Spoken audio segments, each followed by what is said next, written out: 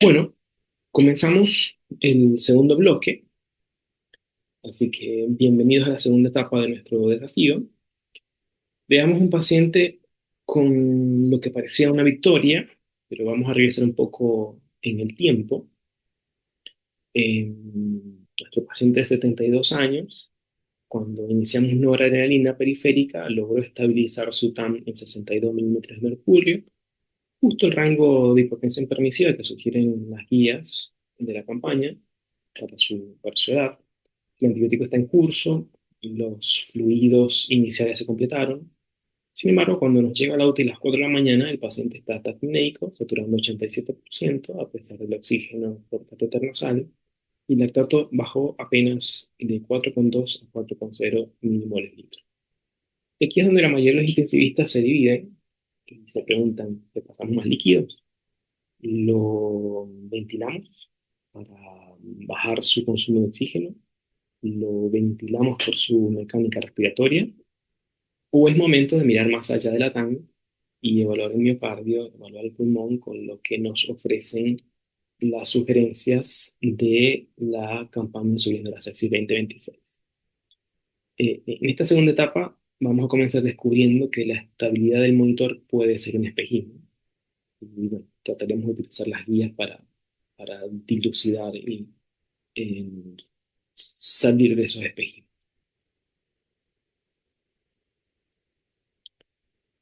Por lo pronto, ya tenemos a nuestro paciente con vasoactivo, con lactato, que va apenas 5% en estas 2 horas. Y empezamos con la pregunta, ¿le falta líquido o le sobra vasopresor? Esta sección la iniciamos antes con la recomendación que nos da flexibilidad, y es que no todos los pacientes con shock séptico necesitan una línea arterial de entrada. Nuestro paciente podría estar en el límite. Si su dosis de adrenalina escala o si dudamos de la veracidad de la presión del manguito en un brazo moteado, la línea podría ser algo imperativo. Eh, una evidencia reciente, el estudio de Verdac, de hecho reportó que entre más de 1.000 pacientes aleatorizados, la estrategia de monitoreo no invasivo versus invasivo no fue inferior al medir mortalidad. Por otro lado, realizan otra sugerencia con la orientación a no fundamentar decisiones solo en la TAN o en la frecuencia cardíaca. Sugieren el uso de parámetros dinámicos por encima de solo el examen físico, ya que al utilizarlos corremos con el riesgo de sobrereanimación. Y además de eso, como toman algunas consideraciones sobre el diámetro de la vena cava y el índice de colapsabilidad, indicando que tienen las mismas limitaciones que la medición de la presión venosa central, hacen un remark sobre los parámetros dinámicos que incluyen como sugeridos. El panel concluyó que hay evidencia insuficiente para recomendar de forma sistemática el uso de dispositivos de medición de gasto cardíaco, ya sean mínimamente invasivos o no invasivos. Eh, los estudios disponibles son pequeños y no han demostrado con certeza que tener ese número en el monitor cambie la mortalidad o los días de ventilación de forma contundente. Hacen una interesante aclaración, hacen un in-or practice, ya que reportan que casi el 75% de los intensivistas que redactaron esta guía tienen estos monitores en sus terapias intensivas, y solo uno de cada 4 los utiliza habitualmente. Esto nos dice que para cada uno de estos expertos, estos dispositivos son herramientas para casos específicos y no un estándar de cuidado. Por otro lado, la guía no ofrece una discusión sobre el uso de ultrasonido crítico, pero comentan que lo reconocen como herramienta fundamental, y como lo hacen otras guías también actuales.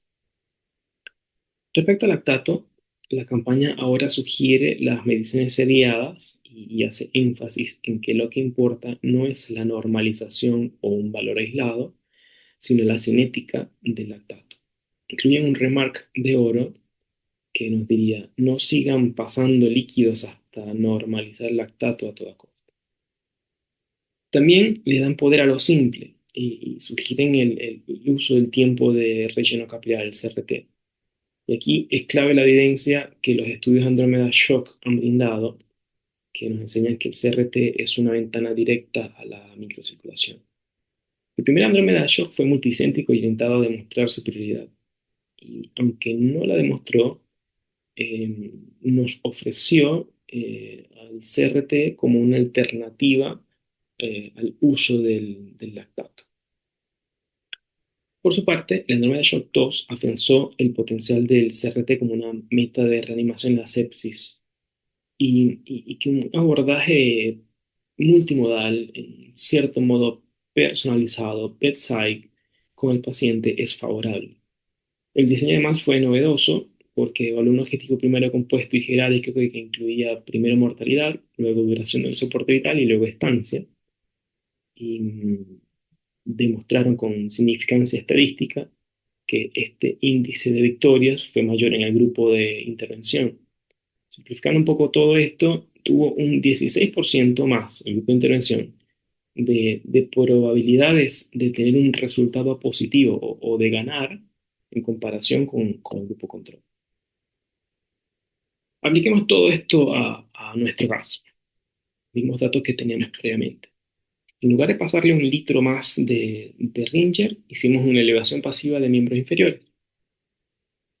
Y su volumen sistólico no aumentó significativamente, lo cual quiere decir que nuestro paciente no tiene precarga dependencia, así que decidimos detener los fluidos. La hiperlactacidemia debe tener otra causa y más líquido posiblemente empeorará la situación. Con nuestro paciente llegamos a la pregunta entonces. ¿Necesitamos un monitor de gasto cardíaco? Porque nuestra meta no es normalizar el lactato a toda costa con líquidos, sino optimizar el gasto cardíaco de forma inteligente. Las guías nos dicen que no es obligatorio. El paciente tiene una TAM de 62 milímetros de mercurio y un láctico 4,0 que no baja, y ya sabemos que no necesita líquidos. Así que decidimos hacer CRT. Este CRT lo decidimos porque en lugar de buscar un número absoluto de gasto cardíaco, seguimos las sugerencias de las guías y nos hace mirar la tendencia del lactato y el relleno capilar. También podríamos utilizar ultrasonido para evaluar función del ventrículo izquierdo, pero decidimos presionar el lecho unguial durante 10 segundos y si el color vuelve en 3 segundos, su percepción periférica está mejorando, aunque el lactato no lo haya hecho aún. El lactato es un marcador metabólico más lento y puede que tarde más en bajar. Pero resulta que nuestro paciente tiene un CRT de 5 segundos y un lactato que no baja. Como ya no responde a volumen, el problema no es de precarga, sino de flujo o de potencia cardíaca. Así que es el momento perfecto para dejar de pasar cristiloides y considerar iniciar soporte vasoactivo o inotrópico. Respecto a los vasoactivos, confirma lo que ya sabemos. La noradrenalina sigue siendo la reina absoluta en el shock. Pero esta guía creo que es la primera vez que sugiere una forma clara de escalonar los vasoactivos. Esta vez sugieren que si la dosis de noradrenalina empieza a subir, es momento de añadir vasopresina. El panel de expertos suele iniciarla cuando la noradrenalina llega a 0,3 microgramos kilogramos minuto. Esta combinación no solo ayuda a alcanzar la meta de tensión arterial, sino que los datos sugieren que también puede reducir la probabilidad de arritmias, la necesidad de terapia de reemplazo renal y mejorar la mortalidad. El siguiente escalón que considera es que si a pesar del uso de noradrenalina y vasopresina no se logran las metas, puede asociarse a adrenalina. Aunque esta última es un neurotrópico potente, el panel recuerda que puede aumentar los niveles de lactato por su efecto metabólico, lo que nos puede complicar la vida si seguimos utilizando el lactato como guía de reanimación. Em, Cuando el paciente tiene una tan estable, pero sigue con signos de hipoperfusión, y el eco nos confirma que el miocardio no está funcionando bien, la recomendación estándar de oro es añadir dobutamina a la noradrenalina. Y el 71% del panel de expertos prefiere este inotrópico sobre otro. La alternativa sería utilizar solo adrenalina. Es importante recordar que los inotrópicos se añaden para mejorar gasto cardíaco, mejorando contractilidad principalmente, y no reemplazan a los vasopresores para mantener la tensión arterial media. Antes de la siguiente sección, me gustaría dejarles estos reflex de las, o reflex hemodinámicos de las guías. Primero, eh, entender que en la UCI a veces hacer más no significa hacerlo mejor. Así que, primero, los fármacos que debemos evitar. Aunque el levosimendan pueda sonar atractivo por su mecanismo, la recomendación es clara. No se usa de rutina, no ha demostrado salvar más vidas que la dobutamina y el costo es significativamente mayor. Lo mismo ocurre con la terlipresina, que tiene una sugerencia en contra a favor de la noradrenalina. Y además de eso, desterremos la dopamina como primera elección, ya que es la forma más rápida de inducir una arritmia innecesaria en un miocardio que está comprometido. En cuanto a la milrinona, hay un área de limbo, la guía es honesta y establece que no hay suficientes datos para decir que es mejor o peor que la dobutamina. Además, recordemos que el 71% de los expertos prefiere quedarse con la dobutamina. Y tenemos el mismo escenario respecto al azul de Metribuzin. Nuestro paciente tiene un problema extra, hipoperfusión con TAN en meta, esto grita disfunción cardíaca.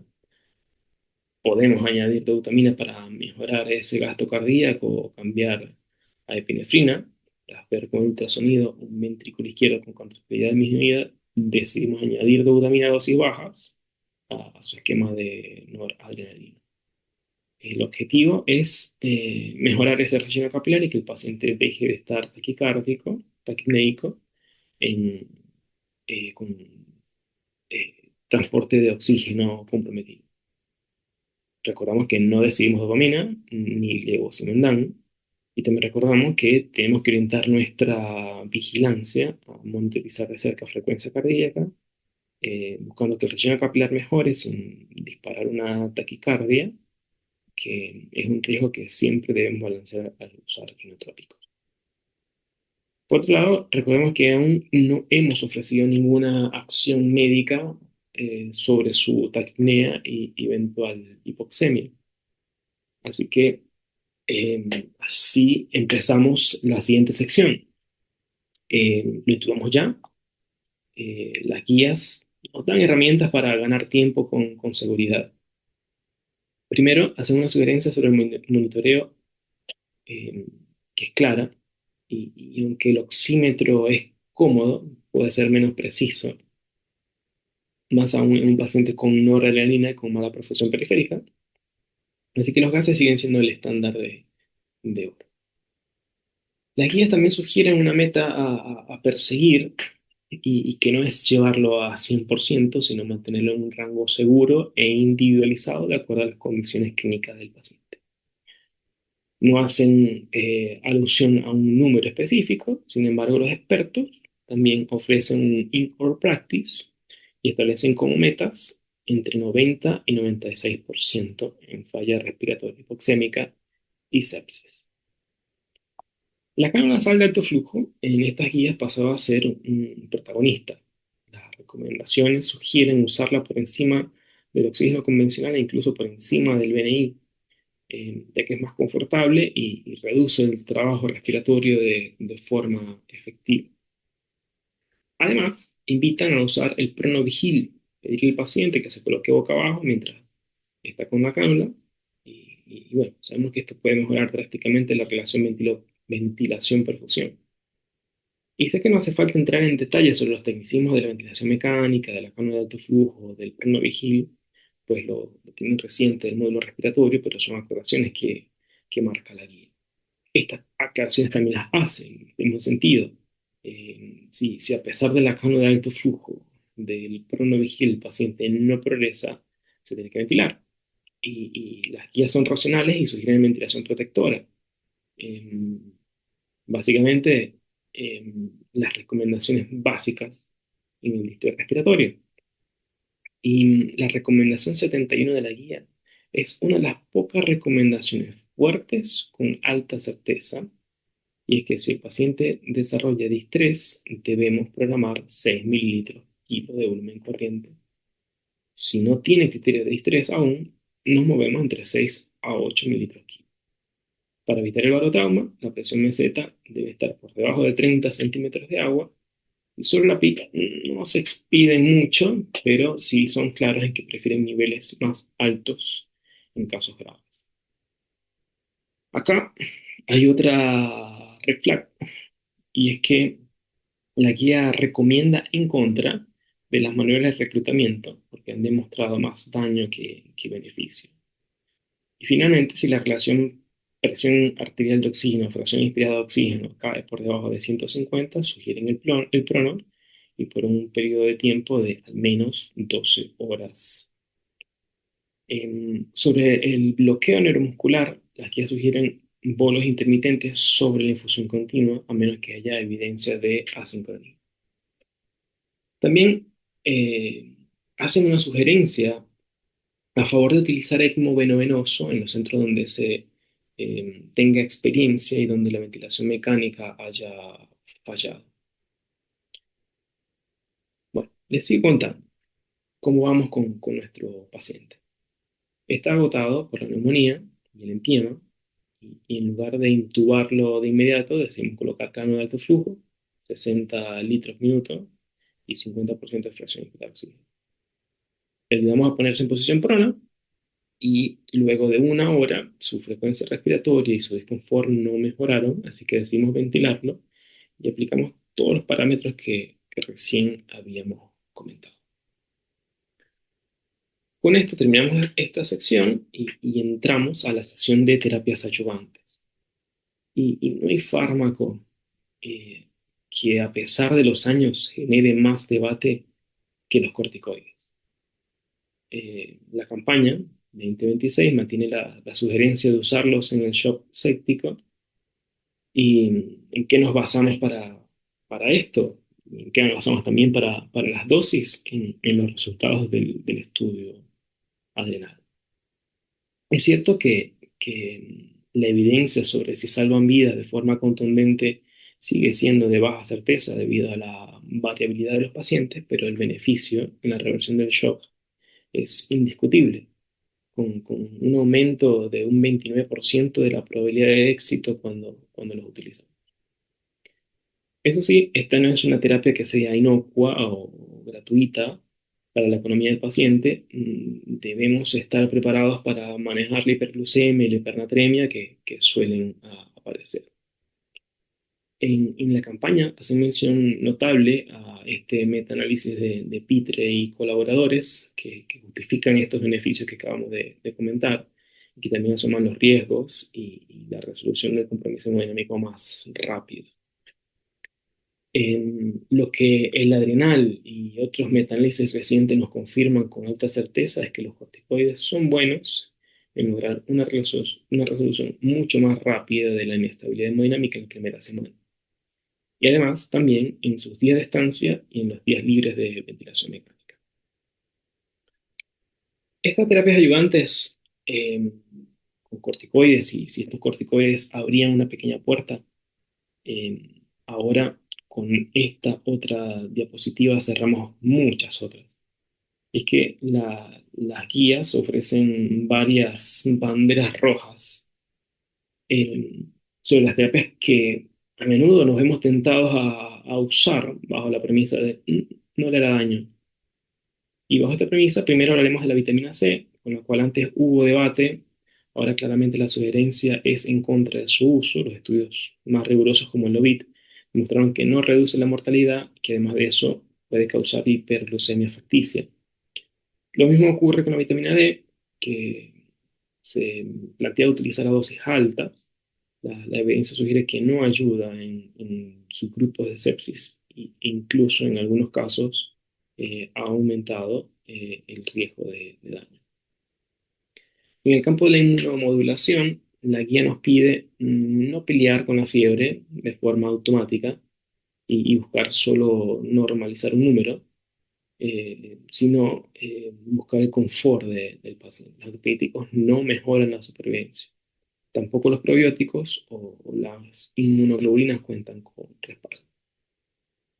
Un punto crítico para centros de alta tecnología son las terapias de purificación sanguínea y la hemoperfusión con polimedicinas B. Son intervenciones que son sumamente costosas y que consumen muchos recursos, pero que la certeza de su beneficio en mortalidad sigue siendo muy, muy baja. Volvemos a nuestro paciente. A pesar de los fluidos, sigue con dosis significativas de noradrenalina y conducta. Así que nuestra acción, siguiendo las recomendaciones, iniciamos hidrocortisona, 50 miligramos de venoso cada 6 horas. Y bueno, nos toca estar atentos a sus niveles de glucosa por el riesgo de hiperglicemia y que puede complicar el manejo metabólico. Pero buscamos es el beneficio hemodinámico del corticoide. Aquí podríamos lanzar bueno, dos tips que pudiésemos considerar hasta como preguntas de examen, y es que el 61% de los expertos del panel de la campaña suspende el corticoide sin reducción gradual, una vez que el shock está resuelto.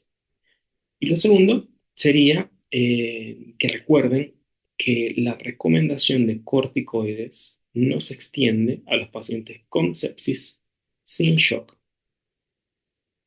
Em, Acompañando nuestro caso, en nuestra recorrida evaluando el paciente, se nos acerca nuestro compañero de guardia y nos pregunta, ¿cómo vamos? Ve que tenemos un paciente grave, con shock refractario, ventilación mecánica, y nos dice, podríamos ponerle vitamina C o considerar colocarle un filtro de absorción de estoquina. Bueno, nuestra amable respuesta es no, pues no añadiremos complejidad ni costos innecesarios con terapias que no han demostrado efectividad o salvar vidas. Podemos explicar que ya hemos hecho otras cosas que se funcionan. Antibiótico optimizado, control del foco, soporte hemodinámico, corticoides, entre otros. Tuvimos sugerencias en contra en las filmes anteriores y estas fueron un ejercicio de restricción, pero también tenemos sugerencias a favor y entre ellas hay varios carryover. Una de las recomendaciones que se mantuvo fue el uso de inhibidores de bomba de protones en la profilaxis de úlceras, pero ahora con un cambio en la recomendación hacia su uso en pacientes con factores de riesgo de sangrado gastrointestinal.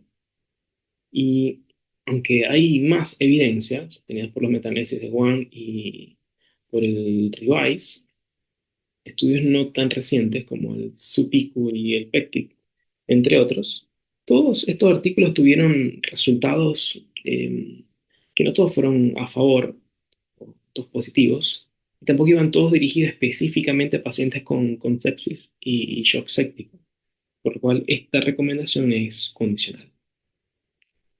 En la hoja de ruta hacia la optimización del cuidado, una vez que el paciente está estabilizado, las guías nos ofrecen o nos exigen ser proactivos en la prevención de complicaciones. Y aquí hacen recomendaciones fuertes, aquellas que debemos aplicar en casi todos nuestros pacientes, como el control glucémico. El mensaje es de tener prudencia, de no buscar la normoglucemia, pero de actuar con insulinoterapia si el paciente supera los 80 miligramos sobre decilitro. También es una recomendación fuerte la profilaxis de TBP, prefiriendo las heparinas de bajo peso molecular debido a su perfil de seguridad y eficacia superior. En cuanto a la estrategia transfusional, tenemos otro carryover porque mantienen el estándar de la campaña 2021 hacia una estrategia restrictiva a no transfundir glóbulos rojos rutinariamente si la hemoglobina está por encima de 7 gramos sobre decilitros. Para el soporte metabólico, particularmente la nutrición enteral, debe considerarse una intervención temprana. Si el paciente y su hemodinamia lo permiten, deberíamos iniciar la vía enteral antes de las 72 horas para proteger la barrera intestinal.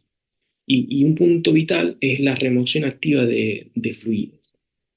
Una vez que el paciente ya no responde a volumen y que sus dosis de vasoactivo van en descenso, eh, digamos, ya superada esa fase de reanimación, los estudios han demostrado factibilidad, viabilidad y seguridad en la implementación de la remoción activa de fluidos.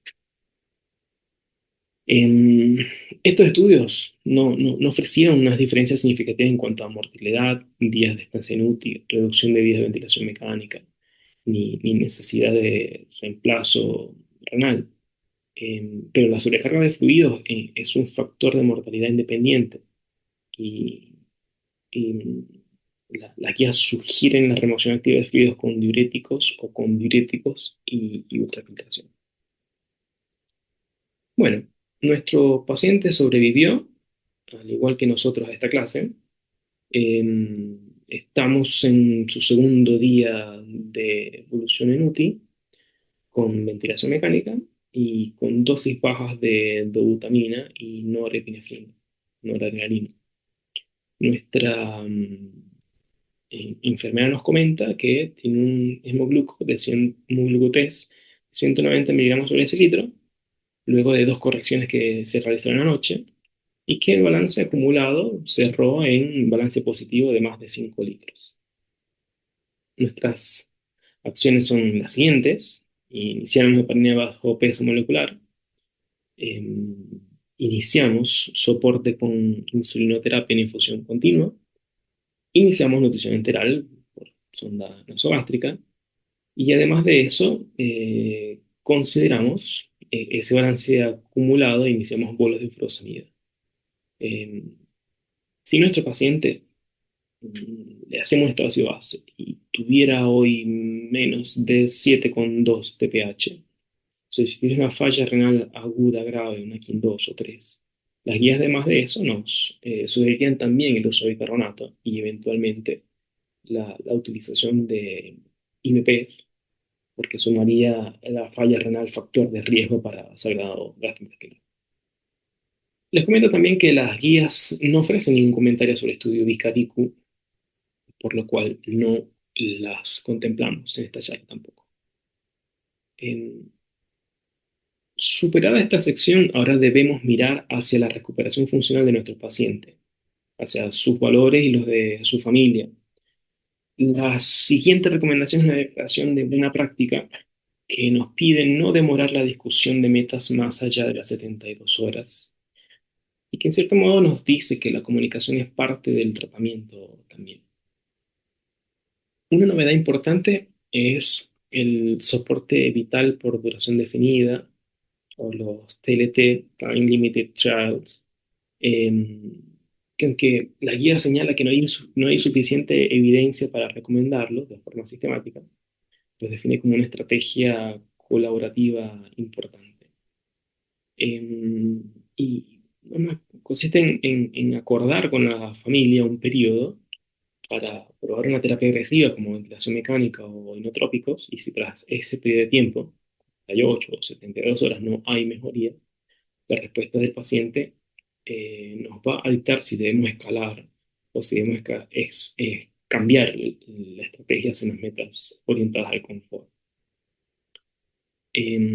Integrar cuidados paliativos no como anuncio de muerte, sino como una herramienta para manejar el sufrimiento y los síntomas, y siempre fundamental el juicio clínico y no de forma rutinaria, es otra de las BPS, de las declaraciones de buenas prácticas.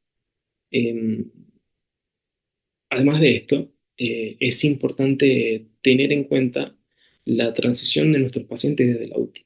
Cuando nuestros pacientes están por egresar a la UTI, eh, es un momento o un punto crítico donde se pueden generar errores.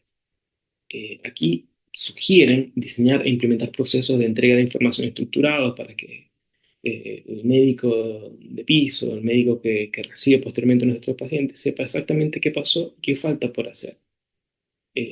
Además, es un punto donde solemos fallar también con respecto a la medicación, y más si hay polifarmacia. Aquí también destacan y sugieren también la participación de un farmacéutico clínico que revise los medicamentos y así evite errores que conlleven a readmisiones. La sepsis no termina cuando el paciente sale por la puerta de la UTI ni por la puerta del hospital. La guía sugiere que brindemos una educación tanto escrita como verbal antes del alta y explicarle qué es el síndrome post-sepsis, qué es el síndrome post-UTI, qué secuelas físicas o cognitivas puede esperar y cómo identificar signos de alarma. Esto reduce ansiedad y además de eso mejora la satisfacción del paciente y de la familia respecto a los cuidados. Si nuestro paciente tiene nuevos deterioros, no podemos enviarlo a casa sin una cita programada con especialistas que entiendan cómo manejar estas secuelas. La supervivencia en la fase aguda no es el final, y al principio mencionamos que hay 49 millones de casos de sepsis al año y 13 millones de muertes. Nuestra labor en el alta es vital para reducir la carga de morbilidad en esos millones de sobrevivientes, para que tengan calidad de vida, para que tengan una supervivencia con calidad. Con estas recomendaciones cerramos el círculo de cuidados y hemos pasado de la reanimación agresiva, basada en la fisiología, a una supervivencia con calidad de vida. Nuestro paciente está despierto, sin vasopresores y con oxígeno mínimo por canulo nasal en su cuarto de evolución, em, respondiendo a nuestras metas. Nos sentamos con él y con sus hijos. Recordamos que, aunque está mejorando, él no desea reintubación si llega a fallar de nuevo. Ya está brindando alguna directriz anticipada, brindando educación y siguiendo la recomendación respecto a esto. Le entregamos un folleto explicando qué es el síndrome post-UCI y cómo reconocer los signos de alarma. Eh, y teniendo en cuenta la transición, eh, entregamos un detalle de su evolución al médico de medicina clínica, realizamos una entrega detallada, destacando que aún debe completar 2 días más de antibiótico y que su medicación habitual ha sido conciliada para evitar duplicidad de fármacos. También mencionamos que estuvo empleado más de 48 horas, así que coordinamos que se realice una evaluación cognitiva para el próximo mes luego del alta y que si el paciente tiene médico de cabecera, tenga en cuenta todos estos eventos para el ajuste de su medicación crónica. En nuestro caso puntual, el único antecedente que tiene este paciente es hipertensión arterial, pero hay casos en donde se puede complicar bastante cuando hay multiplicidad de fármacos para... Esto es lo que concluimos. Pasamos del triage al soporte, del soporte a la modulación y de la modulación a la recuperación. Cada una de estas etapas incluye una banda de medidas, incluye una banda de energía e incluye una banda de interpretaciones. Em, Cerramos el caso, cerramos la charla, pero abrimos el camino a la integración de la fisiología aguda y la visión a largo plazo. El aprendizaje no termina con esta diapositiva, sino que se enriquece con la práctica diaria que ustedes vayan a tener en la cabecera de los pacientes. Em, Además, también los invito a que dejen sus preguntas y comentarios en el foro. Sería súper interesante saber cuáles son esas red flags que les va a costar dejar de realizar o de desaprender. Y además de eso también saber cuáles son esas acciones médicas que aprendieron con esta charla, y cuáles de ellas están ansiosos por aplicar en su próxima web. Esperamos sus mensajes, nos vemos por el foro. Espero que puedan transformar la supervivencia, la sepsis en bienestar para sus pacientes. Y ante cualquier consulta, les dejo mis cuentas de contacto. Muchas gracias.